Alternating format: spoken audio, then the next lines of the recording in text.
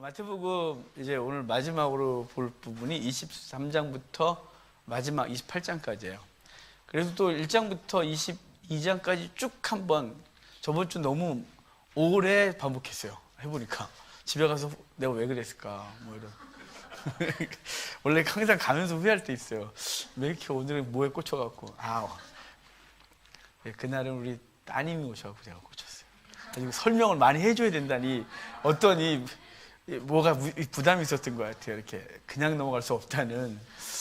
오늘은 이제 우리끼리니까 좀 이렇게 편하게 그렇다고 대충 한다는 뜻은 아닙니다. 우리가 잘 아는 내용들이니까 이렇게 점검을 좀 하고 그리고 오늘 부분을 좀 깊이 하겠습니다. 자, 마태복음 1장은 왕의 탄생 예언. 그래서 아브라함과 다윗의 자손 예수 그리스도의 세계라. 14대 이름 2개가 예고됐어요. 예수라 하라, 임마누엘이라 하라. 2장엔 예수님의 탄생, 그 탄생 예언, 탄생에서 동방박사가 찾아왔고 헤롯의 죽이려는 2살 아래 모든 아이를 죽이라고 하는 명령 때문에 애굽에 갔다가 헤롯이 죽은 이후에 돌아와서 나사렛에서 자라서 나중에 나사렛 사람이라 칭함을 얻게 되죠. 자, 3장에 오면 왕의 위임식 그래서 세례 받으시고 4장에 왕의 취임식 그래서 사단의 40일 금식하고 사단을 말씀으로 이기시고 4명의 제자 선택하세요. 베드로, 안드레, 야고보, 요한 선택하셔서 행차하시고 5, 6, 7장 왕의 메시지 우리는 산상수훈이라고 되어 있어요. 자, 5장에 성도는 복인 존재다. 복인 존재는 세상의 소금으로 빛으로 살아야 된다. 누구보다 나아야 되느냐? 바리새인보다 나아야 된다. 마음까지도. 그리고 6장에 기도에 쫙 가르치고 7장에 이대로 살아라. 그래야 반석에 지은 것 같이 무너지지 않는다. 8, 9, 살구 병자치고 다 모아놨고요. 10, 11, 12 제자 양육. 그래서 10장에 12제자 파송하고 11장에 세례요한이 제자를 예수님께 마지막으로 위탁하고 12장에 안식일 논쟁이 있었어요. 13장 천국 비유 둘 하나 했어요. 4개 밭에 대한 비유 그리고 가라지와 알곡 그리고 확장성 그래서 겨자씨와 누룩 그리고 이것을 인생을 다 걸어라. 그래서 값진 진주 하고 숨겨진 보화 비유 있었고요. 맨 마지막에 그물 비유로 정결한 물고기를 가지고 가는 얘기를 했어요. 천국으로 드릴 걸. 그리고 이제 14장, 15장, 16장 떡. 그래서 14장에 5병이요. 15장에 7병이요. 그리고 16장에 바리새인의 누룩을 주의해라. 그리고 16장 중반부터 메시아장. 그래서 예수님이 사람들에게 나를 누구라냐 물으시고 베드로의 대답을 들으시고 내가 예루살렘에서 가서 잡혀 죽고 사흘 만에 부활하여 하리라 라고 하는 얘기를 처음 했어요. 17장에 변화산에 올라가서 기도하실 때 예수님 옆에 모세와 사무엘이 있었고 그 하늘에서 들리기를 모세와 엘리야가 있었어요. 모세와 사무엘은 저기 예레미야예요. 모세와 엘리야가 있는데 율법과 선지자의 대표죠. 그러면서 하늘에서 소리가 들리기를 이는 내 사랑하는 아들이니 그의 말을 들으라 라고 해서 이가 바로 구약에서 예언했던 메시아다. 그가 메시아다는 걸 말해줘요. 내려와서 귀신 들린 아이를 고치시고 제자들이 우리는 왜 못했나요? 그랬을 때 겨자씨만한 믿음이 있으면 그걸 가지고 기도하면 이루어질 거다. 그래서 기도에 이루 나갈 수가 없다고 하는 얘기가 마가복음에 있었는데 이걸 하여간 합치면 돼요. 그다음 18장에 오면 이제 유대 지역으로 내려오면서 작은 자, 큰 자에 대한 얘기라고 용서에 대한 얘기를 해주니까 베드로가 7번 할까요?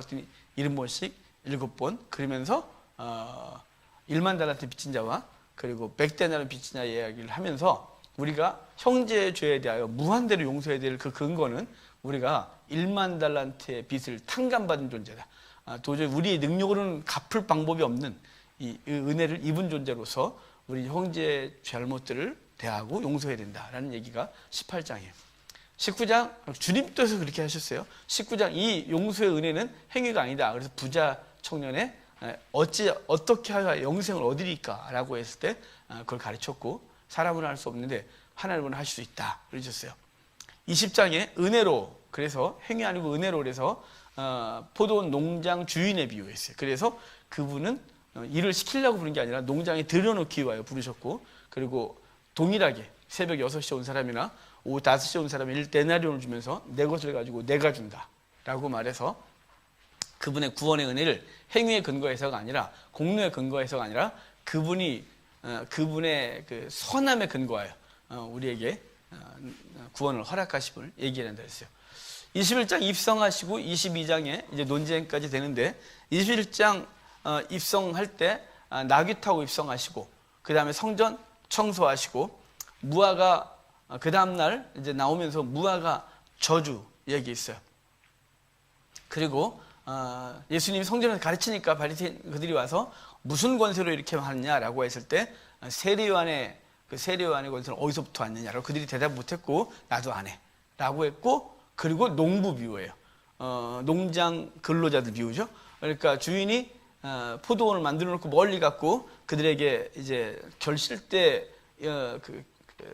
자기 몫을 받으러 왔을 때 그 선자를 다 죽였고 종들을 내 아들은 상속자는 죽이지 아니하리라 그랬는데 그 상속자를 죽이면서 저가 상속자는 이것을 우리 거 삼자라고 해서 죽였을 때 그 주인이 어떻게 하겠느냐 그러면서 그들을 다 내어쫓고 그 세를 낼 자에게 농구장을 주지 않겠느냐. 그래서 그걸 듣고 바리새인들이 자신들을 향하여 말한 것으로 여겨 분노했다 그랬습니다. 그 21장이고 22장에 오면 이제 결혼에 대한 얘기를 합니다. 결혼, 세금, 결혼 뭐죠? 갑자기 22장 결혼 얘기가 뭔지 멍해지지? 자기 아들을 위하여 혼인잔치 있어요. 이 임금님의 혼인잔치 얘기를 하면서 거기 결론은 뭐냐면 이 옷은 예비된 옷을 입는다. 그 자리에 참석한 사람 중에 예복을 입지 않은 사람 내어줬는데 그 예복을 안 입는 이유는 그 사람은 자기의 권세, 자기의 능력 이것으로 앉아 있었던 것이죠. 오직 예수 그리스도의 보혈의 공로로 옷 입어야 천국에 참여할 수 있다. 이 결혼 얘기였어요. 그 다음에 이제 세금, 이 바리새인들이 그러고 가니까 이 세금 문제가 다시 와요. 바리새인들과 헤롯 땅이 와서 세금을 내야 되느냐 말아야 되느냐라고 했을 때 동전 줘봐. 그래서 가이사의 것은 가이사에게, 하나님 것은 하나님께라고 말해서 그들이 또 그 논쟁에서 져요. 그리고 사두개파들이 와서 부활 논쟁을 하죠. 7 형제가 있었고 첫째에게 부인이 있었는데 자식이 없어 다 죽으면서 7명이 다 그의 아내에게 잠자리를 했었대요. 그럼 천국에서 누구의 부인이 되느냐라고 했을 때 너희가 부활도 천국도 알지 못한다 라고 말씀하시면서 하나님은 죽은 자 하나님이 아니라 산 자 하나님이다 라고 말씀해 주셨어요.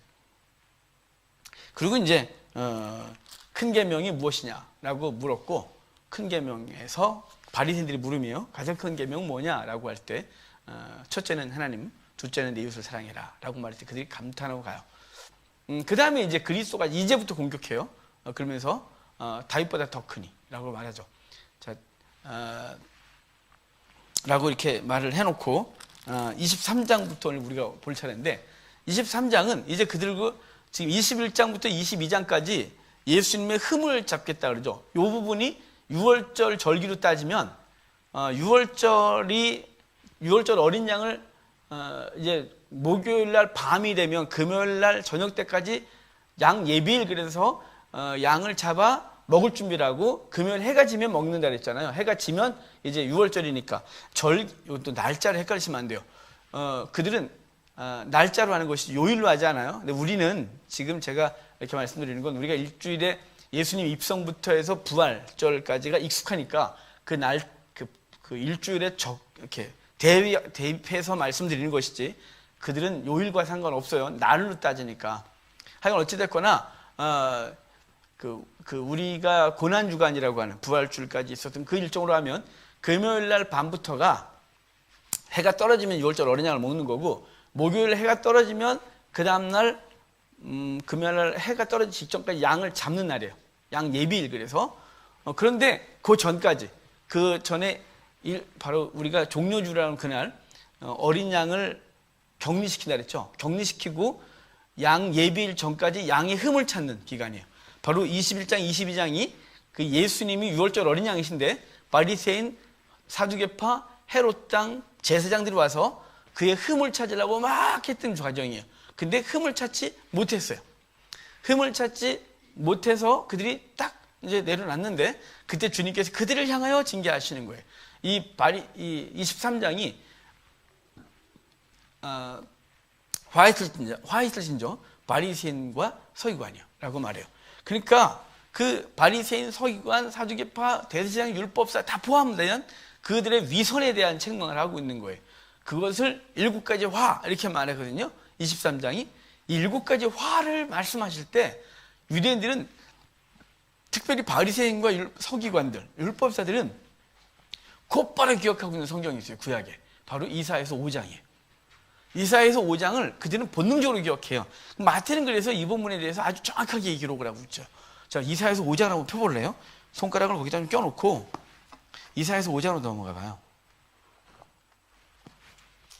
자, 주님은 이사야는 1장부터 6장까지 서론을 하는데 1장에 이스라엘의 죄를 지적해요. 그들의 위선적인 예배. 그래서 마당만 받는다. 아주 역겹다.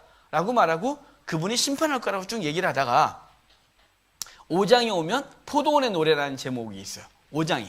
근데 포도원 노래가 앞부분에 잠깐 있고 뒷부분은 6가지 화를 발하시는 장면이에요.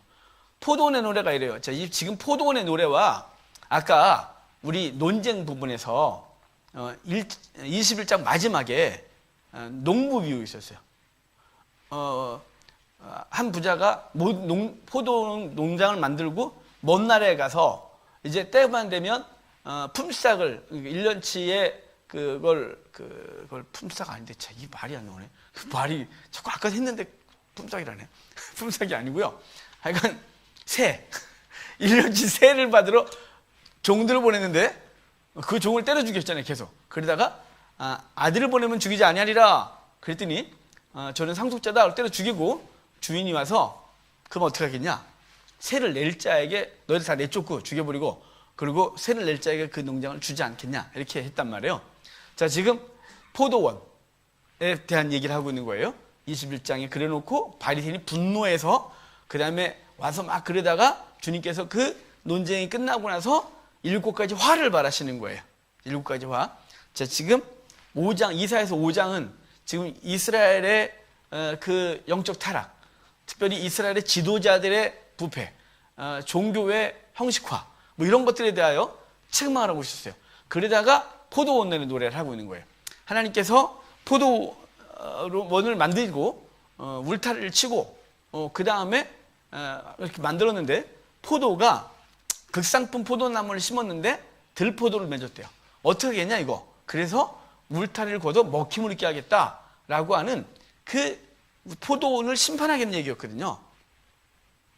자, 지금 예수 그리스도는 그 이스라엘의 포도원, 그 포도원을 관리하는 농부들이 그 주인에게 세를 정당하게 주지 않고 그들은 그것을 자기 것이냐 이렇게 막 하고 있었어요. 자기들의 율법으로 결국은 들포도를 맺고 있는 거죠. 이스라엘이라는 포도원이.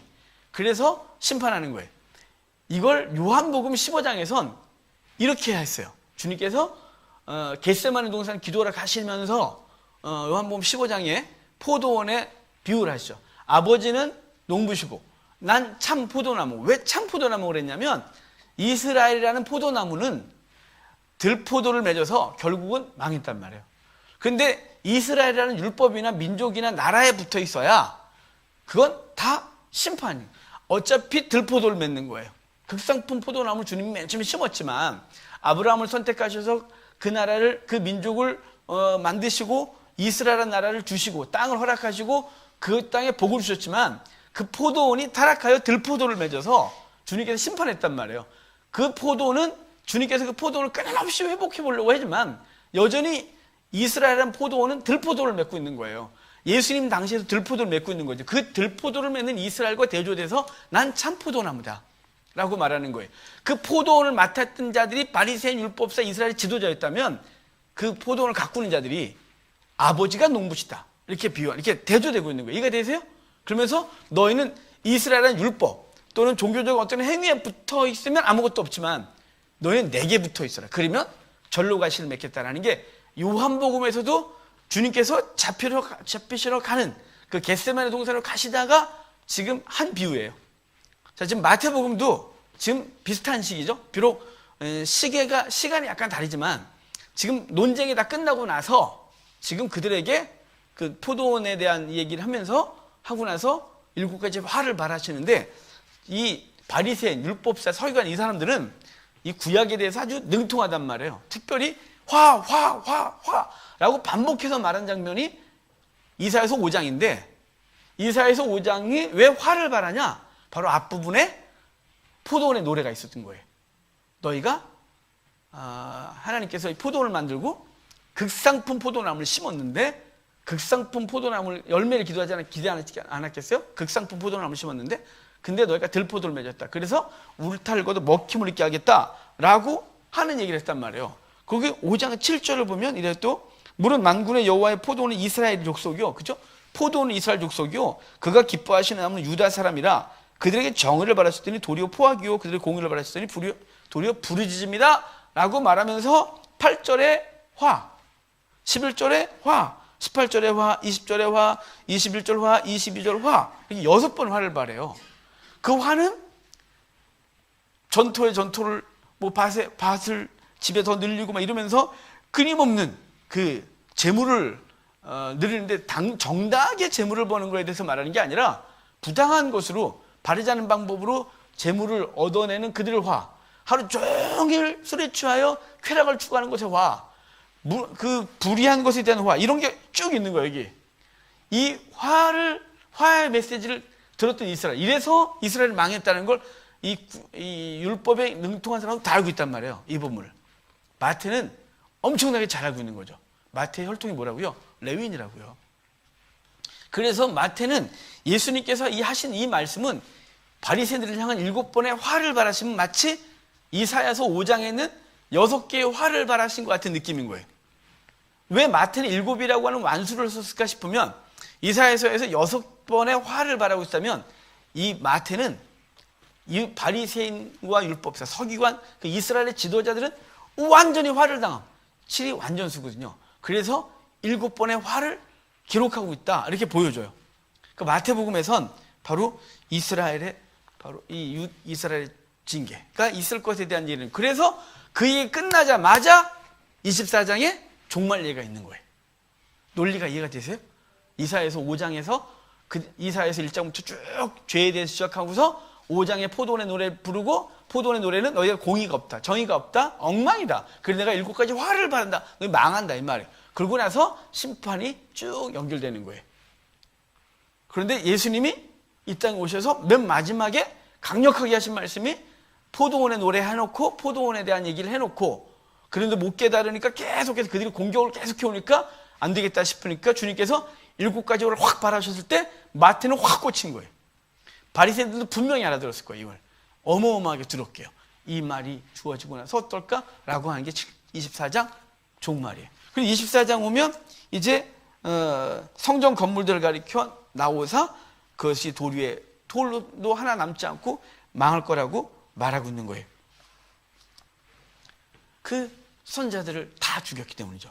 선자를 죽인 얘기가 바로 아까 거기 23장에 거기 있었어요. 거기 30절에 23장 30절에 맨 마지막에 화를 발하시면서 화 있을진저 29절이죠. 그러니까 23장 29절 화 있을진저 외식하는 서기관들과 바리새인들이여 너희는 선자들의 무덤을 만들고 의인들의 비석을 꾸미며 이르되 그러니까 선자들 너희들이 아주 위선 떨고 있다는 말이죠. 선자들과 의인의 무덤 만들고 비석 만들고 하면서 만일 우리가 조상 때 있었다면 우리는 그들의 선자의 피를 흘리는 데 참여하지 않았으리라. 우리 조상들이 어리석어서 선자를 죽였다 이렇게 말하는 거예요. 그러면 너희는 선자를 죽인 자의 자손임을 스스로 증명하미로다. 너희가 너희 조상의 분량을 채우라. 그러면서 그들이 이제 하나님 앞에 바르지 못했던 걸 쭉 지적하고 그리고 예루살렘에 이제 재앙이 37절 봐요. 예루살렘아 선자들 죽이고 내게 파송된 자들을 돌로 치는 자예요. 아까 21장 맨 마지막에 포도원 농부 비유할 때 그 세를 받으러 온 사람들을 다 죽였잖아요. 결국은 아들까지 죽였단 말이에요. 암탉이 그 새끼를 날개 아래 모음같이 내가 내 자녀를 모르한 일이 몇 번이더냐? 그러나 내가 원하지 않았다. 보라 너희 집이 황파여 버림바 되리라. 내가 너희에게 이르노니 이제부터 너희는 찬송하로다. 주의 이름으로 오시는 이여 할 때까지 나를 보지 못하리라. 그래놓고 24장에 이 성전이 도루에 도루도 하나 남지 않겠다 이렇게 말해요. 예루살렘 성전은 어마어마해요. 주전 20년 그러니까 예수님이 오시기 전에 20년 전에 시작해요. 성전 건축에 헤롯이. 그리고 외형은 9년 만에 완성이 됐고 그러니까 예수님께서 활동하실 때는 웬만큼 다 완성된 거예요. 그리고 최종 완성은 주 63년에 돼요. 예수님 죽으시고도 한 30년 뒤에. 그러고 나서 70년에 무너져요. 완성하고 7년밖에 못 썼어요. 티투스에서 70년은 완전히 돌 위에 돌도 남지 않고 더 이상 성전이 없어요. 주님께서 지금 성전, 왜냐하면 그 성전에서 하나님이 가시다. 그래서 그들이 위선적인 예배를 드리면서 하나님의 백성이다, 하나님의 복을 준다고 그러고 있었기 때문에 그걸 없애버리셨어요. 이 사건은 이미 바벨론 포로 갈 때 이미 한번 깨달았었거든요. 그 예레미야가 그랬거든요. 실로에 가봐라. 이스라엘이 죄졌을 때 실로 반 무너졌는데 예루살렘 안 무너질 거 아니냐. 회개해라. 막 그래도 그들은 예루살렘에서 이미 요시야 때 종교개혁하고 성전에서 예배를 잘 드리고 있었기 때문에 자기들은 망할 이유가 없다고 생각했어요. 위선적인 예배였음에도 불구하고. 그런데 예루살렘이 부서졌고 무너진 다음에 다시 주님의 은혜로 70년 만에 스룹바벨 성전을 완성했단 말이에요. 근데 그 성전이 오다가 또 오염됐고, 그때 헤롯이 이스라엘 사람들 마음을 살라고, 그가 에돔 족속이었으니까 성전을 정말 어마어마하게 해줬어요. 정말 어마어마하게 성전을 확장해요. 그런 걸 보면서 거기다 또 예배가 잘 활성화되고 있었으니까 유대인들은 안 망한다 이렇게 생각했단 말이에요. 주님께서 말하는 그 너희 위선, 그 위선으로 아니 망해 이렇게 말하는 거예요. 여러분, 그러니까 우리가 예배를 하나님 섬기는 게 정말 진정으로 하나님을 섬겨야지, 이게 지금 껍데기만 예배를 드리고 껍데기만 어떤 부추날 예배 드리고 뭐 11조 드리고 됐지 뭐 뭘 더 이렇게 하는 것은 하나님 앞에 정말 너무 부끄러운 거예요. 왜냐하면 주님이 원하시는 게 그걸까요? 그거는 사실은 부수적인 거죠. 그건 부수적인 거예요. 주님이 원하시는 건 공의와 정의예요. 성도의 삶인 거죠. 우리가 온전치 못하지만 몸부림을 쳐야죠. 그 가슴을 치셔야죠. 우리가 자주 무너집니다. 넌 안 무너지? 저 잘 무너집니다. 그래서 전 저 자신이 혐오스러워서 어쩔 줄 모를 때가 많습니다. 어쩜 난 이럴까? 어쩜 난 이럴까? 이래서 하나님 앞에 부끄럽고 정말 내 생각이 죄를 짓고 삶이 하나님 앞에서 부러울 때 종종 있는데, 여러분 그럼에도 불구하고 하나님 앞에 계속 무너져요. 이렇게 서야 돼요. 지금 어쩌면 좋을까요? 이런 애통함, 그래서 그 고통스러운 가운데 죄를 줄여나가고 삶이 변화되고 이런 걸 원하는데, 주님은 그걸 원하는데 그런 예배가 없고 형식화된 예배만 있는 거예요. 여러분, 그러니 무너지는 거죠. 예루살렘 성전이 계속해서 무너진 거예요. 그래서 아예 성전 없애버린 거예요. 아예. 그걸 지금 예고하고 있는 거죠. 그러면서 종말의 때는 어떤 일이 벌어질 거냐라고 하는 징조가 3절부터 14절까지 우리가 알고 있는 어떤 징조들이에요. 그래서 5절에 보면 미혹이 그리스도라 하여 많은 사람을 미혹할 거고, 6절은 난리와 난리 소문이 있을 거고, 7절은 민족이 나라가 나라를 기근이 뭐 이렇게 하고, 8절이 모든 것은 재난의 시작이다. 이건 끝이 아니라 이 말이에요. 종종 이걸 갖고 이런 일이 벌어지면 종말이 왔어 이렇게 말하는 경향이 있어요. 아니 왜 여기까지만 읽은지 모르겠어요. 자, 뒤에 봐요. 뒤에 13절 14절 그러나 끝까지 견디는 자는 구원 얻으리라. 이 천국 복이 모든 민족에 증언되기 위하여 온 세상에 전파되어야 하리니 그제야 끝이 오리라. 그러니까 이런 재난들은 그 종말의 시작, 그러니까 우리에게 시작이라는 게 뭐냐면 이거부터 시작해서 쭉 이게 아니고 끊임없이 벌어지는 사건이란 말이에요. 그러니까 우리에게 그런 일을 통해서 뭐라냐? 깨어있어라 이렇게 알려주는 거예요. 성도에게. 이게 종말이 아니라 깨어있어, 심판받을 수 있어. 근데 이게 재난의 시작이다. 끝은 뭐냐? 복음이 땅가에 증거되는 것이다. 이렇게 말하는 거예요. 그러니까 이런 현상들을 통해선 야, 이게 언제 오시지? 이걸 알려주는 게 아니라, 지금 처처에 기근이 벌어지고 뭐 오늘 인터넷 기사에 아프리카 두동강 난대요. 이제 남북으로 두동강 난대요. 이렇게 두동강 이렇게 점점 벌어지고 있대요. 한 두동강이 나든 세동강이 나든 그게 중요하겠어요? 남북이 이렇게 휴전선한 것처럼 두동강이 나든 뭔 중요한 일이 벌어지겠어요? 그런 건 끊임없이 벌어진 거예요. 예수님 이전도 이후에도 그런 걸 통해서 뭐 하라고요? 선지서들이 그런 걸 통해서 심판의 때를 기억하고 깨어있으라고 계속 말했단 말이에요. 주님도 그 얘기하고 있는 거예요. 그런 걸 볼 때마다 심판을 기억해라. 그런 걸 볼 때 종말을 기억해라. 이게 끝이 아니다. 이건 시작이지 끝이 아니다 얘들아. 이렇게 분명히 말했잖아요. 그러니까 자꾸만 현상을 갖고서 종말을 얘기하면 안 되는 거예요. 요즘 뭐 공기가 엉망이니까 이제 이게 종말이다. 뭐 이제 숨 못 쉬어서 죽는다는 둥, 미세 플라스틱 먹어서 죽을 거라는 둥, 끊임없이 과학은 발달해서 그걸 또 개선해요. 또 인간들이 안 죽으려고. 그럼 그건 종말의 때가 아니에요?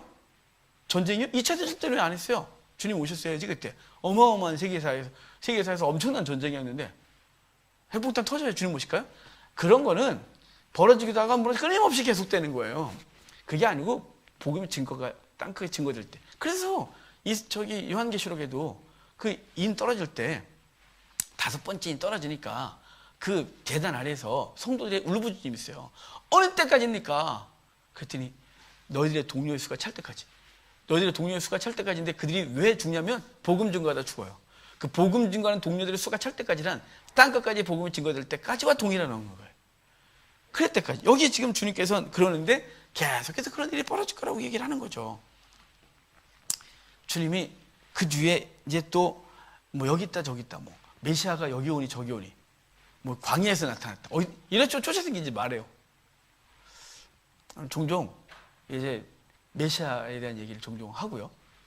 우리나라도 재림 예수라는 사람이 꽤 많았었고 요즘도 있겠죠. 종종 뭐 저기 대전 어디 무슨 이름도 까먹었네. 쥐가 예수라는 사람이 있어요. 여자분인데 예수님이 여자로 변장해서 오시지 이번에. 하여간 뭐 별 인간들 다 있어요. 여러분 그런 거 미혹되지 말아요. 또 예수님이 어느 일정한 장소에 오신다는 소리도 듣지 말아야 돼요.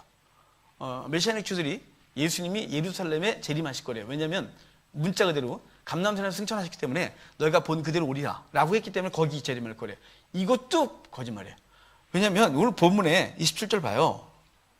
번개가 동편에서 나서 서편까지 번쩍이같이 인자의 임함도 그러하니라. 죽음 있는 곳은 독수리들이 모일 것이다. 번개가 동서에서 번쩍 서에 번쩍한 거 주님의 임도 그럴 거래요. 순식간에 임할 거고 전 세계 어디서나 주의 오심을 볼 수 있다. 맞이할 거라는 거. 어떻게 봐 지구 반대편에서는 여러분 예수님 주님께서 우리를 어떻게 하시겠죠. 그 꼭 예루살렘 가야 되는 거예요? 우리 초막절 되면 예루살렘 가고 있어야 주님 보시는 거예요. 그때 영접 못하면 지옥 가는 거예요 우리? 여러분 제가 앞뒤 다 빼고 하는 얘기니까 여러분 그런 얘기는 듣지 마셔야 돼요. 예수님이 구름에 가리우 너희가 본 대로 그대로 오시리라 라고 말한 건 구름에 가리우 가셨어요. 그래서 주님의 재림은 항상 구름과 관련돼서 있어요. 구름은 구약에서 계속 어떤 것과 상징되냐면 주의 영광 가운데. 그래서 그분의 영광 가운데 시내산에서 하나님과 모세가 만나고 영광 가운데 성전에 하나님의 구름이 가득해서 그분의 영광이 임재해요. 구름과 연기는 구약에서 하나님의 영광과 항상 상징돼요. 그러니까 너희가 본 그대로 올라갈 때도 영광 가운데 올라가신 거예요. 너희가 본 그대로 오리라 영광 가운데 임하실 걸 말씀하시는 거예요. 그래서 주님의 재림은 항상 구름과 관련돼서 얘기되어져요. 나중에 원계시로 갈 때 우리 더 얘기 좀 하고 여기 시간이 좀 너무 가니까 자 하여간 그래 돼 있어요. 자 그러면서 이제 인자가 올 걸 볼 자가 있다. 32절도 봐요. 무화과 나무의 비유를 배우라. 그 가지가 연해지고 잎사귀가 내면 여름이 가까운 줄 알라. 자 이걸 이스라엘의 육적 회복. 그러니까 이스라엘이 1948년 5월 14일인가 독립했어요. 48년. 우리가 8월 15일이잖아요.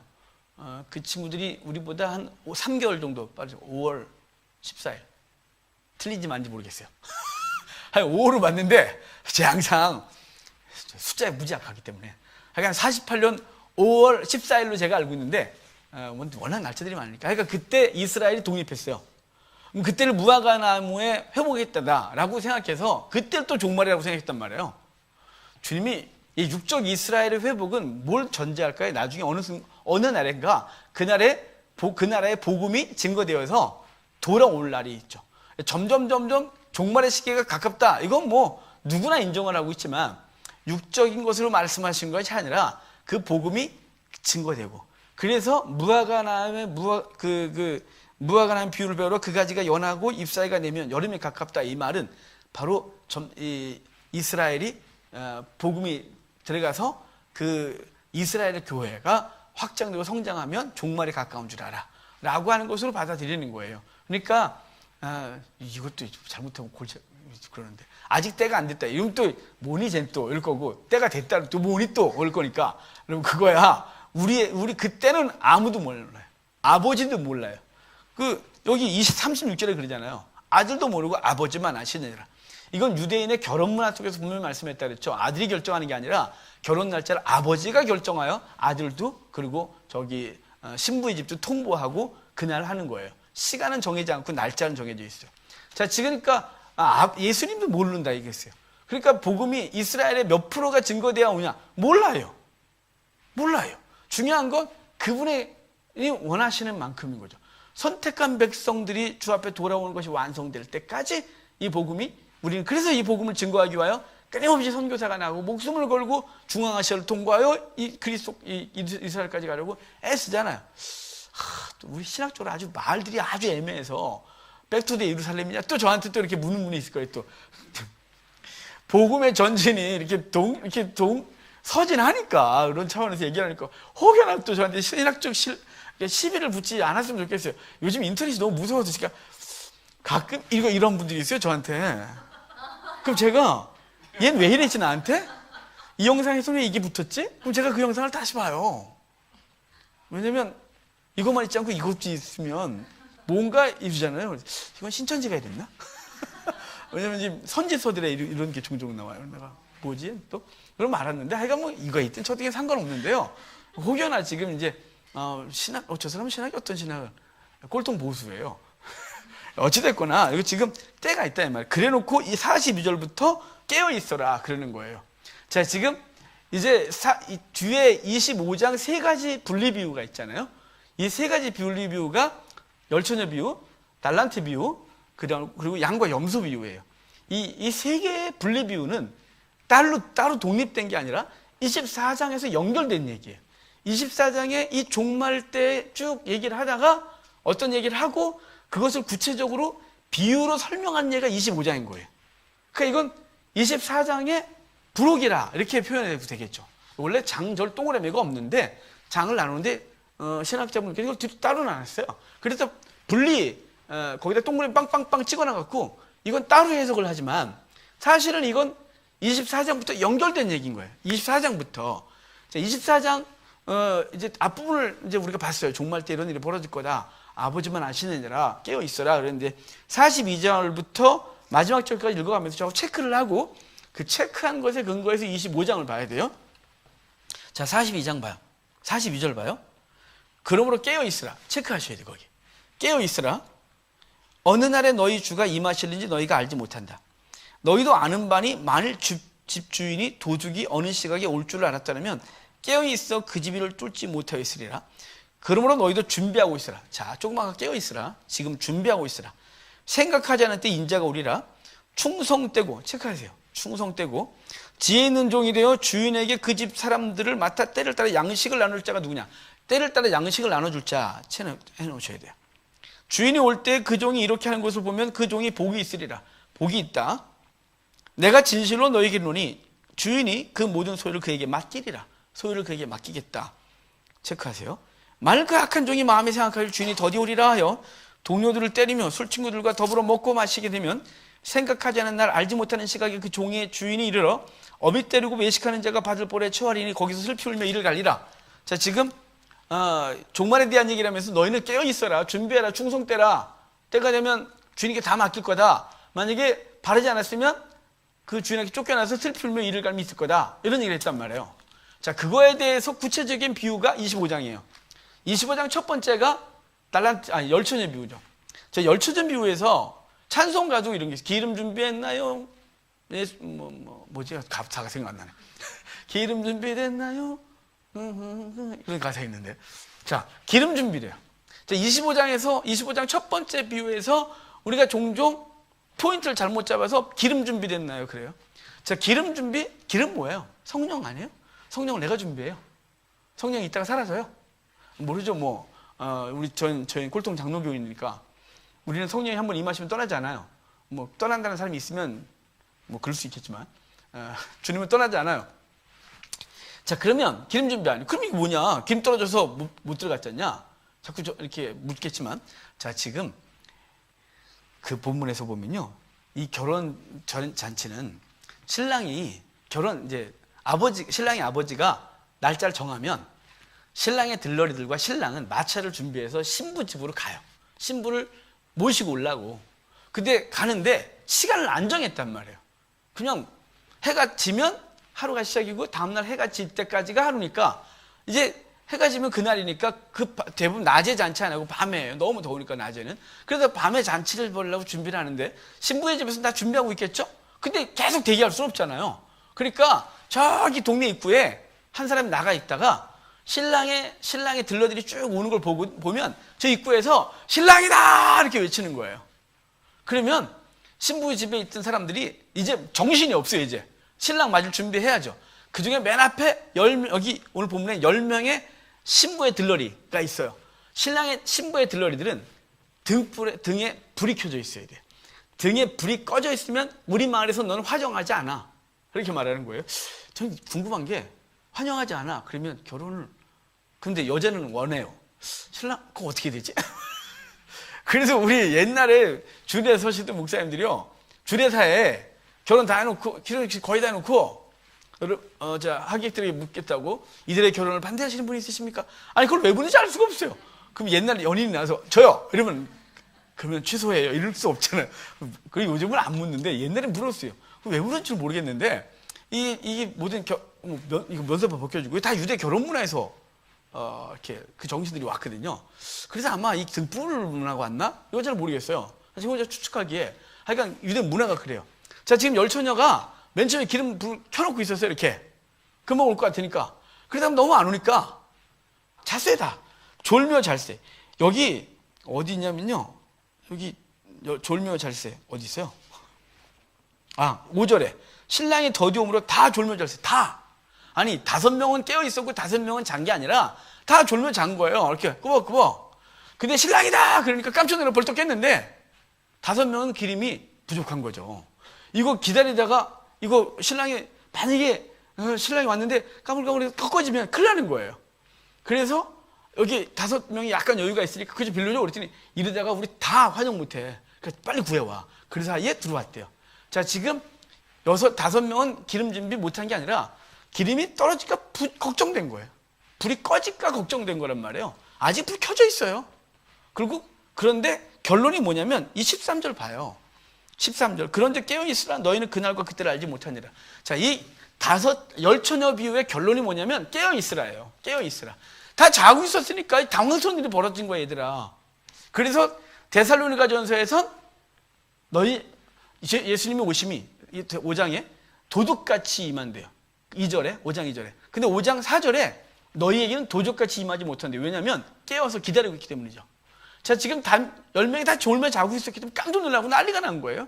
근데 깨어 있었으면 미리 알았겠죠. 기름이 부족하다는 거. 신랑이 다 소리 듣기 전에 야 기름이 벌써 떨어지려고 그러네. 잠깐 있어봐 나 갔다 올게. 그래서 기름을 갖고 왔겠죠. 그런데 다 잤기 때문에 당황스러운 일이 벌어진 거예요. 그래서 첫 번째 비유가 깨어있으라. 아까 제가 체크를 했죠. 깨어있으라.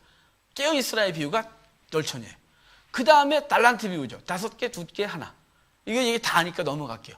근데 여기서 뭐냐면 결론이 뭐냐면 2달란트, 5달란트 남긴 자에게 동일해요. 칭찬이. 요만큼도 안 달라요. 그들의 칭찬은 뭐냐면 착하고 충성된 종아 자기네들의 충성했음에 내 주인의 진노금에 참여해라. 착하고 충성된 종이에요. 아까 충성된 종 45절에 충성되고 지혜 있는 종이 되어 라고 하는 말 했잖아요. 충성된 건 뭐냐? 내가 맡은 달란트가 작건 크건 상관없어요.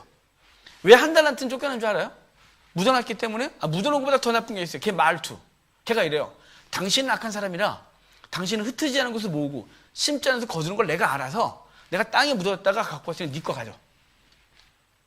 걔는 충성되지 않아요. 걔는 주인에 대해 악한 생각을 갖고 있어요. 그래서 네가 날 그렇게 알았어? 그러면 야 내가 그걸 은행에 맡겨서 이자나 받지 내가 너한테 왜 맡겼어? 야 줘. 그래서 5달란트 주고 걔는 쫓겨나 슬피 울며 이를 갈미있다 이 말이에요. 그러니까 두 번째 비유에서는 충성된 게 뭐냐예요. 충성된 건 2달란트 받았던 5달란트가 받았건 뭐 더 적게 받았건 더 많이 받았건 상관없이 그것을 받아 곧바로 장사에 이익을 남기는 거예요. 한번 생각해 봤어요. 장사에서 이익이 안 남을 수 있을까? 여러분 이익이 안 남은 것도 얘기했겠죠? 아니에요. 주의 나라를 위하여 헌신하면 반드시 이익을 거두는 거예요. 반드시. 이게 거두어지지 않는 게 아니라 우리는 이익을 숫자로 따지려고 그래요. 내가 열심히 복음 전거하면 1명, 내가 열심히 하면 100명은 전도해 내가. 아니 그거는 것도 있겠지만 우리가 하나님 앞에서 우리 자신이 변하고 우리 주변이 새로워지는 어떤 것들이 어마어마한 변화겠죠. 하여간 충성때라 야구에. 세 번째 비유는 뭐냐면 때를 따라 양식을 나눠줌이에요. 주님께서 이래요. 양은 좋고 염소 나쁘다가 아니고요. 양과 염소를 나누듯이. 그러니까 유대인들은 양을 칠 때 양 7, 염소 3 정도의 숫자 비율을 키워요. 이유는 양의 못된 습관 때문에 염소 섞어 키우는 거예요. 우린 염소가 나쁘다고 안 하지만 염소는 도리어 양을 유익하게 해줘요. 먹을 때는 이것들이 뿌리를 캐먹어갖고 밭 다 망치니까 염소 키워서 염소 따라가느라고 뿌리를 안 캐먹고, 양은 또 먹고 그냥 배가 부르면 뒹굴뒹굴하다가 막 해갖고 이제 막 자기 건강 관리 안 되니까 염소가 같이 뛰다니니까 정신 못 차리겠어 하고 같이 뛰다니라고 건강 관리되고, 뭐 그 다음에 위험한 데 갈 때 양이 겁이 많아서 뭘까요? 근데 염소 겁이 없어요. 얘가 확 뛰어넘어가요. 양들은 원래 개울도 잘 못 건너요. 무서워서. 근데 염소가 주인이 가면 막 앞으로 가. 그러니까 갈 수 있구나. 이러고 따라가 얘가. 그러니까 양의 못된 습관 때문에 염소를 섞어 키워요. 근데 밤이 되면 얘네 섞어 놓으면 난리 나요. 왜냐면 잠을 못 자요, 서로. 대부분의 부부가 그렇잖아요. 전 열받아서 못 자고요. 우리 집사람은 추워서 못 자요. 그러니까 우리는 이렇게 이불을, 우리 집사람은 딱 그래도 겨울에는 그래 조금 제가 덮는 튜닝을 하는데 봄부터 가을까지는 이불이 닿으면 짜증이 나요. 그러니까 제발 좀 이렇게 겨울 되면 이렇게 어디서 좋은 거 있어요. 반 따뜻, 반 안. 근데 이놈이 이상하게 어찌됐건 더운기가 이쪽도 와요. 이쪽을 안 들어도. 근데 이게 불량인가 그러는데 하여간 저희는 그렇다고 부부가 각방을 쓰면 안 됩니다. 그러니까 붙어서 자기는 해야 되는데 이게 감당이 안 돼요. 이 온도 차이가 너무 나서. 자, 양과 염소가 이래요. 얘네 섞어 놓으면 둘 다 못 자요. 그래서 양은 더위를 많이 타기 때문에 입구에 재우고요. 염소는 추위를 타기 때문에 둘 안쪽에 재워요. 그러니까 얘네 밤이 되면 양과 염소를 분리해야 돼요. 이걸 지금 그래서 양과 염소를 나누듯이 이렇게 말하잖아요. 나누듯이 내가 나중에 때가 되면 나눌 거래요. 그래서 어찌됐건 양과 염소를 나누듯이 그랬으니까 양은 오른편에 염소를 왼편에 줬다고 치고, 그래서 오른편에 있는 사람들에게 너는 너는 천국에서 나와 잔치를 벌일 거니까 우리가 무슨 일을 했는데요? 그랬더니 내가 옥에 갇혔을 때 위로해줬고, 먹었을 때 배고플 때 먹을 걸 줬고, 목마를 때 마실 걸 주고 등등 많이 그랬다니까 우리 한 적이 없는데요. 그러니까 너희가 가난한 자들에게 나게 한 거야 라고 했고, 너네는 나한테 안 했으니까 우리가 언제요? 그랬더니 가난한지 안 한 게 나한테 안 한 거야. 그래서 했어요. 그러니까 여기서 뭔가요? 때를 따라 양식을 나눠주는 거예요. 주님께서 우리에게 주신 재물, 우리에게 주신 건강, 우리에게 주신 은사, 우리에게 주신 여유, 이 모든 것들을 갖고 우리의 이웃들에게, 가난한 자들을 돌보고 소외된 자들을 돌보고 그들을 위로해주고 격려해주고, 이게 때를 따라 양식을 나눠주며 그런 자들은 천국에서 즐거움을 얻겠다 이 말이죠. 그렇지 않은 자들은 슬피 울며 이를 갈미 있겠다. 지금 24장 후반에 대한 이 얘기, 깨어있어라, 충성되라, 때를 따라 양식을 나눠줘라, 내가 준비되지 않을 때 오리라, 그랬을 때 충성되지 않은 건 슬피 울며 이를 갈미 있을 거다 라고 하는, 그 다음에 충성된 내가 그것을 맡기리라 라고 말하는 이 얘기는 바로 종말에 대한 비유에서 세 가지 분리 비유를 예고하는데 이걸 설명해 주고 있는 거예요. 그러니까 깨어있고 충성되고 때를 따라 양식을 나눠주고 주인의 것을 맡겨주고, 그리고 쫓겨나서 슬피 울며 이를 갈미 있는 게 뭐냐, 그걸 여기 해줘요. 25장이 그걸 설명해 주는 거예요. 더 자세하게. 그리고 26장이 전날, 27장이 십자가, 28장이 부활인데요. 전날에 먼저 이스라엘의 지도자들이, 유다의 지도자들이 예수 그리스도를 잡아 죽이려고 계획하고 있어요. 어찌됐거나 왜냐하면 예수님이 가장 무서운 적수가 된 거죠. 이거 차라리 칼 든 놈이 훨씬 나아요. 이 예수님의 가르침은 자기들과 정면 충돌이 일어나고 도저히 감당할 수가 없으니까, 더 나았다 큰일 나겠으니까 죽이기로 작정을 해요. 근데 이것들이 밀란이 날까요? 명절은 말자 이랬거든요. 명절은 말자 그랬는데 명절에 죽어요. 얘네가, 여러분 이게 얼마나 웃기냐면, 얘네는 명절에 안 죽이려고 했어요. 근데 예수님이 명절에 잡히세요. 그러니까 예수님은 명절에 죽어야 됐거든요. 근데 얘네가 죽이려 할 건데 명절에는 안 죽이겠대요. 밀란이 날까 두렵다 이 말이죠. 왜냐면 예수님 추종 세력이 많아서. 그래서 5절에 보면 말하길 밀란할까 하노니 명절에는 하지 말자. 그런데 예수님이 난 명절에 죽어야 되겠거든. 그래갖고 명절에 죽기로 하시는 거예요. 그러면서 여기선 죽이기로 하고 있는데 한 집에서 여인이 여기 나병 환자 시몬의 집에 계실 때 한 여인이 등장해서 향유를 깨서 머리에 부어요. 향유 사건이 3번 기록되거든요. 근데 학자들마다 정신이 없어 이게. 사실은 이 정리가 잘 안 돼요. 한 번이냐, 두 번이냐, 세 번이냐. 그러면 집도 다르고 시기도 다르고 다 달라요. 한 번은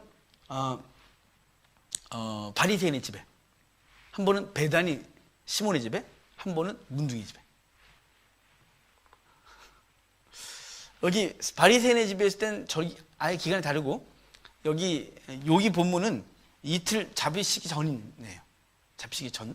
그 다음에 다른 데는 일주일 전, 6일 전 이렇게 돼요. 그러니까 날짜도 다르고 상황도 달라요. 딴 데는 다 발해보는데 여기 또 머리 해봤어요. 근데 그러니까 이게 한 번이냐 두 번이냐 세 번이냐, 여러분 이게 논쟁이 신학적으로는 아이고 이게 꺼진네. 배터리 좀 줘요.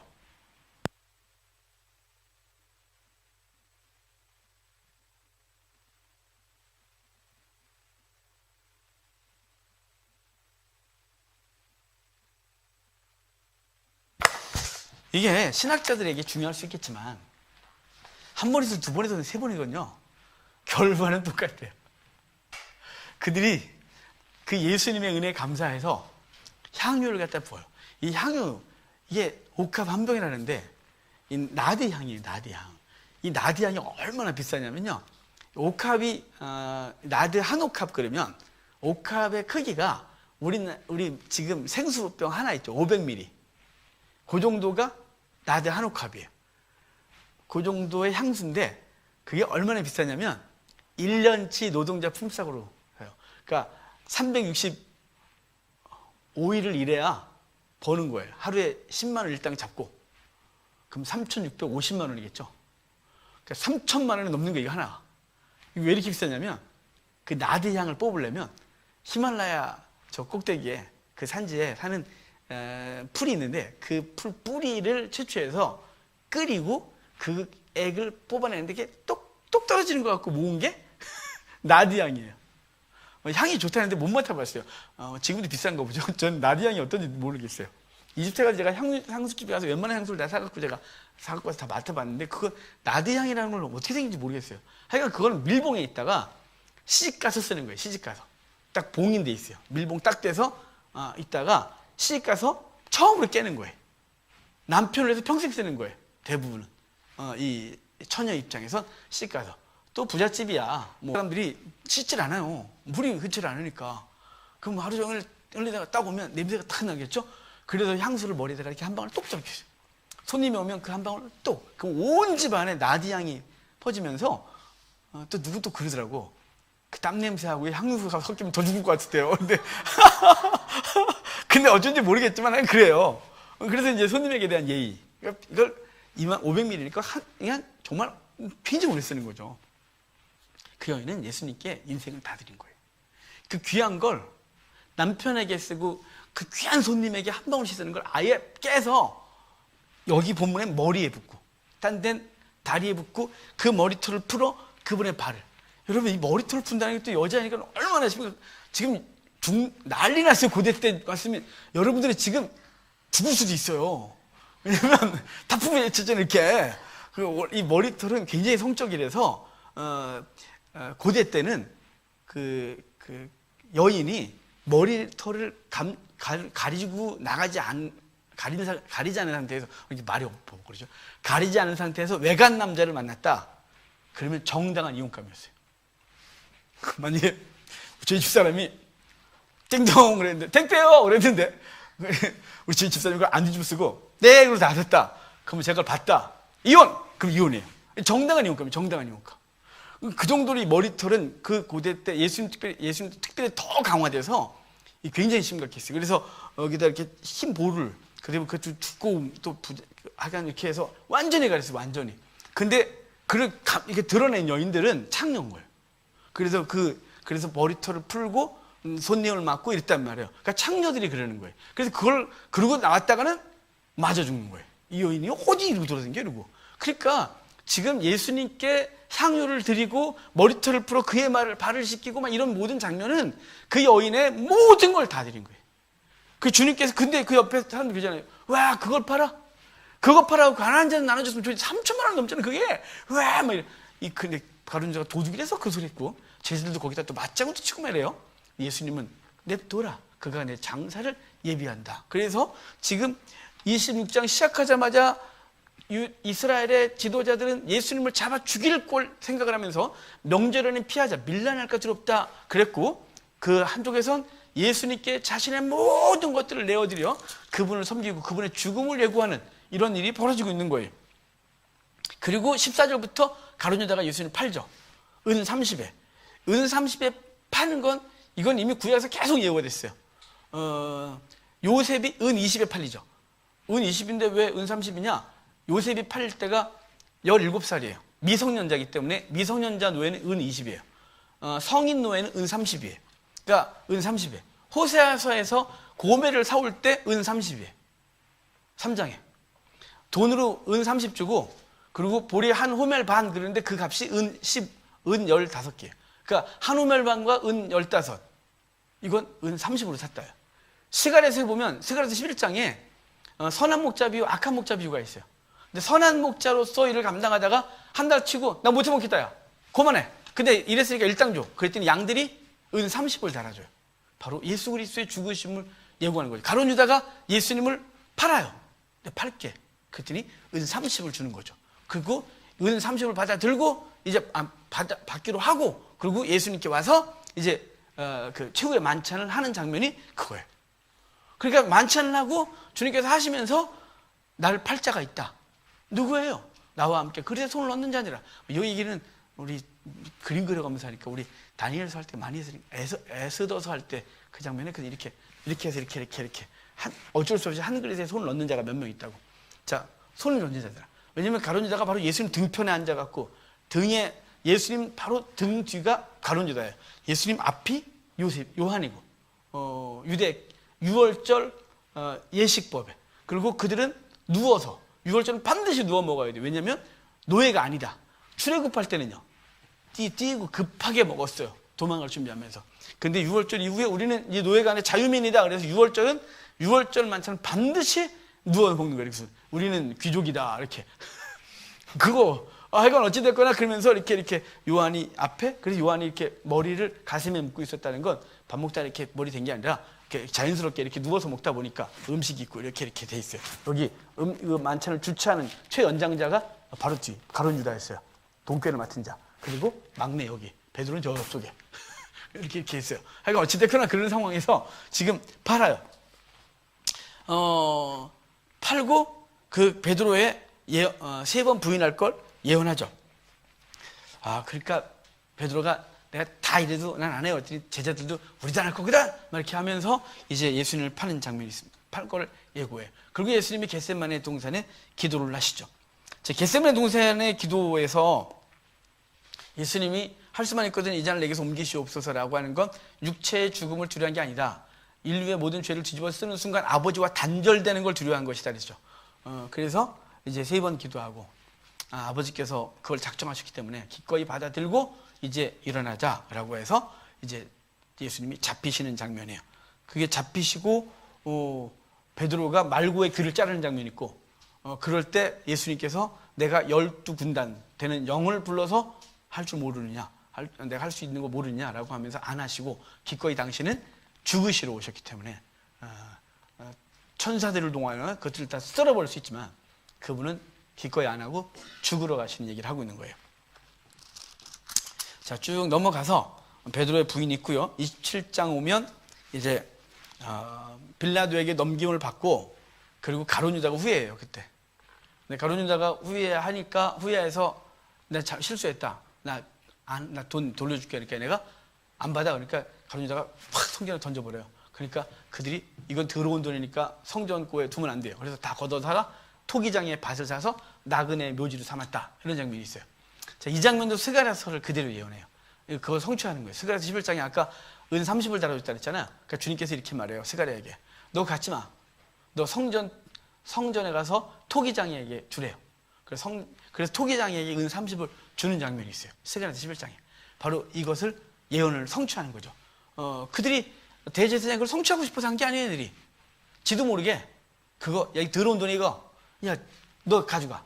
왜냐면 토기장이가 어디 있었냐면 토기장이가 그 흰놈의 아들 골짜기에 토기 만드는 집이 있었어요. 예레미야서에 보면 토기장의 집으로 갈 때 흰놈의 아들 골짜기. 그래서 거기서 토기장 만든 걸 보면서 하나님의 주권을 얘기했고 그 다음 장에 보면 거기 토기를 사서 더 밑으로 내려가서 부셔버리면서 하나님의 심판을 예고했던 장면이 있는데요. 토기장이가 바로 흰놈의 아들 골짜기에 토기를 만드는 사람이 거기 있었단 말이에요. 그러니까 그래서 그 나그네 묘지 아겔다마 바로 거기가 흰놈의 아들 골짜기에 그 밭이 있는 거예요. 나그네 묘지가. 거기는 원래 쓰레기 태우고 짐승의 사체를 이렇게 사체를 태우거나 쓰레기 태우고 이런 곳이에요. 그래서 거기를 나중에 흰놈의 골짜기 게헨나를 지옥이라고 하는 건데 바로 그곳에 나그네 묘지를 삼은 얘기를 하는 것은 예수님의 이 스가랴에서 했던 예언을 여기서 성취해요. 자기들이 그걸 성취했다는 걸 깜빡했어요. 아마 그 예언을 얘네들이 생각했다면 토기장에 주고 밭을 사지 않았겠죠? 야, 이거 스가랴에서 예언을 성취하는 건데 이거 안 돼. 이러고 야, 은 30 그냥 동네 가다 거지들 하나씩 줘. 이랬을 때 얘네가 아무 생각 없었어요. 근데 그걸 성취하시죠. 11장부터 예수님 대신 바라바가 풀려나는 얘기가 있어요. 그 바라바 바로 우리다. 이런 얘기가 있습니다. 32절부터 오면 예수님이 올라가실 때 구레네 사람 시몬이 대신 지죠. 근데 이 구레네 사람 시몬 그러는데요. 이 마가복음은 여기다 좀 더 추가해요. 마가복음은 알렉산더와 루포의 아버지 구레네 시몬이라고 해요. 왜냐면 왜 그러냐면 마가복음은 로마에 있었거든요. 로마의 알렉산더 루포는 이미 훌륭한 신앙인으로 성장해 있어요.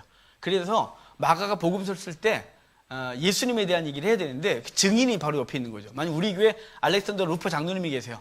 그러면 알렉산더 루포 장로님의 아버님이 그때 십자가를 지고 올라가신 거라고 말하고 있는 게 마가예요. 그리고 사도 바울은 로마서를 쓸 때 16장에 편지를 쓰면서 루포에게 문안해라. 그의 어머니 내 어머니다 라고 말해서 로마의 루포가 훌륭하게 신앙인으로 되어 있다는 걸 간접 증명하고 있죠. 그러니까 얼떨결에 십자가 진 사람이 구레네 시몬은. 그런데 그 얼떨결에 십자가 지면서 신앙이 명문가정 되는 일이 벌어진 거죠. 여러분 구레네 시몬은 얼마나 당황스럽겠어요. 등발 좋아갖고 맸어요. 우리 이전삼 같은 거죠. 내가 빌빌거리는 내가 막 무너지니까 갑자기 로마 병사가 이게 계속 일어나 막 때려도 못 일어나니까 옆에 구경하던 이전사님이 너 일로 와. 등발 좋아. 네가 매. 그래갖고 그게 영원히 못 잊지 않겠어요? 땀 삘삘 흘리고 가갖고 그 앞에서 이렇게 이러고 있는데 막 못 박히고 죽고 있는데 왜 죽는 거야 저 사람은? 왜 죽는지도 모르고 자기는 보고 있었단 말이죠. 그런데 그가 인류를 구원하신 예수 그리스도라는 걸 알게 되고 아마도 그 구레네 시몬이 어떻게 예수 그리스도를 믿었는지는 설명이 없지만 설명 안 해도 알지 않겠어요 이거?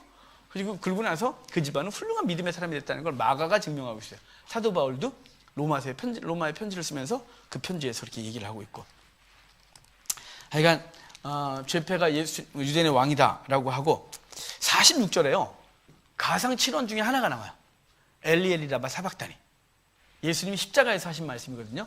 아버지여 어찌하여 나를 버리셨나이까. 여기 나의 하나님 나의 하나님 어찌하여 나를 버리셨나이까라는 이 본문인데요. 가상 7원이 7개죠. 7원이라고 해놓고 7개예요. 7개 중에 마태하고 마가는 이것만 기록해요. 엘리 라마 사박다니만.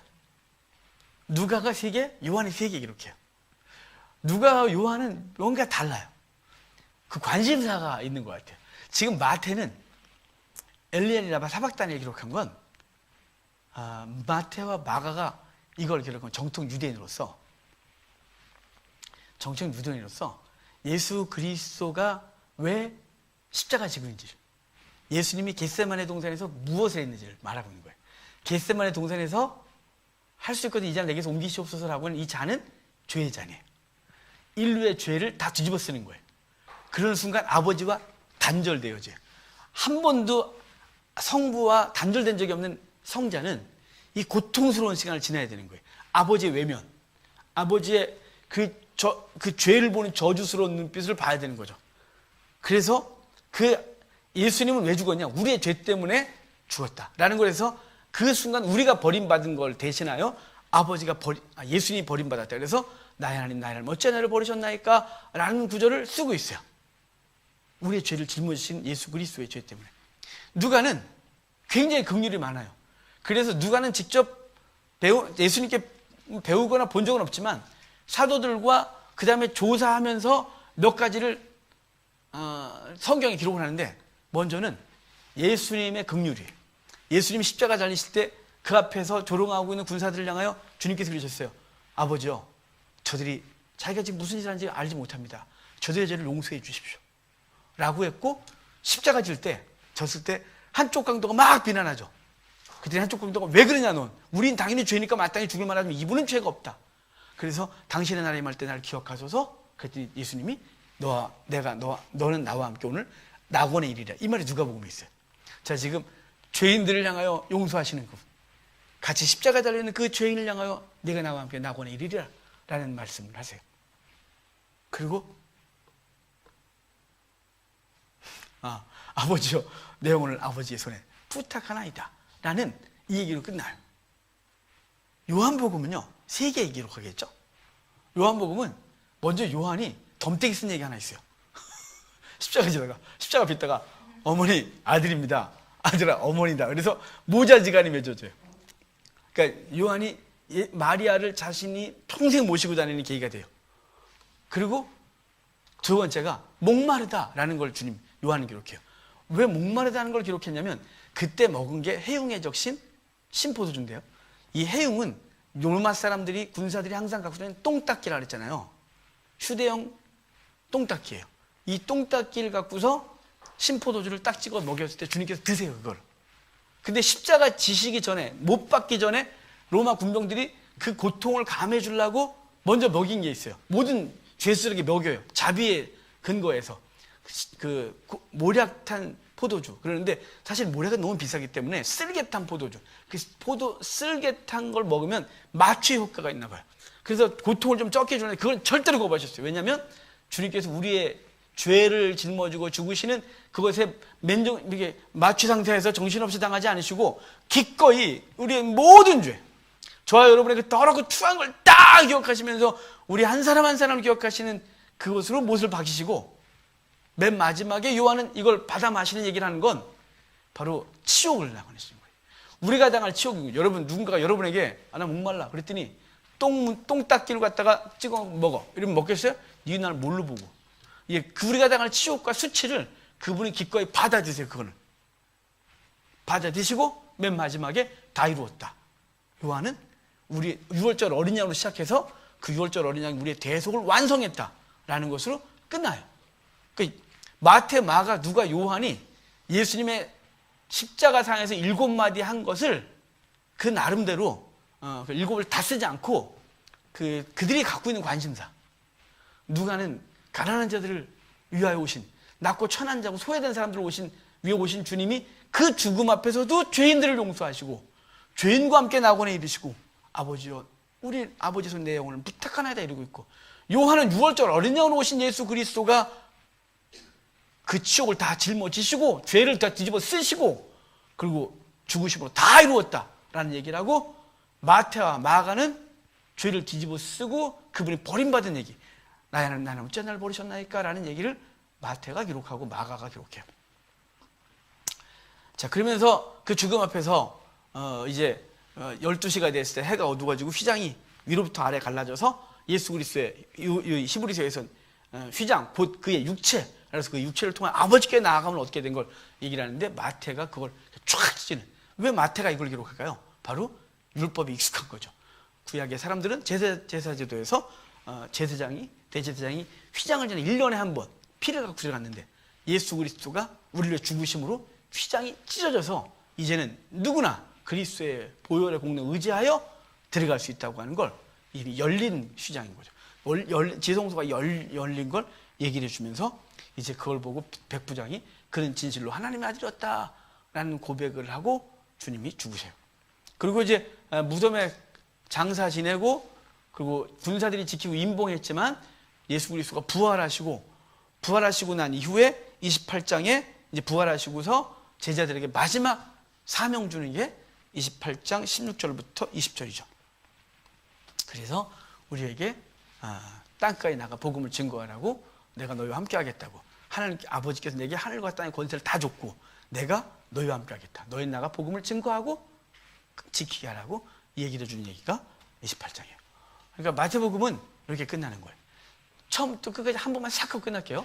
1장은 예수님의 탄생 예언이에요. 그래서 아브라함과 다윗의 자손 예수 그리스도의 세계라, 이름 2개 임마누엘 예수. 2장은 예수님의 탄생, 그래서 동방박사 그리고 애굽에 갔다 오심. 3장은 위임식, 4장은 취임식, 5, 6, 7장 산상수훈, 왕의 메시지예요. 8, 9, 살구, 병고침 다 했고 10, 11, 12 제자양육, 13장 천국비유, 14, 15, 16 떡, 그리고 16장 중반부터 메시아예언, 17장에 용서, 17장에 이는 내 사랑하는 아들이다. 그의 말을 들어라. 그래서 선지자와 율법이 이분을 예고하고 있었다. 18장에 용서, 19장은 행위하냐, 20장은 은혜로 된다. 21장에 그분을 입성하시고 22장까지 논쟁하시고 23장에 화 있으신 저 바리새인과 서기관들이요, 24장에 심판이 있다고 말하시고 그때 너희는 깨어 있어라, 충성되라, 때를 따라 양식을 나눠줘라 라고 말씀하시고 25장 세 개의 비유를 구체적으로 해주시고 세 말씀을 구체적인 비유를 해주시고 26장 전날, 27장 십자가, 28장 부활, 이렇게 해서 마태복음이 맞춰져요. 자, 여기까지 하고 기도합시다.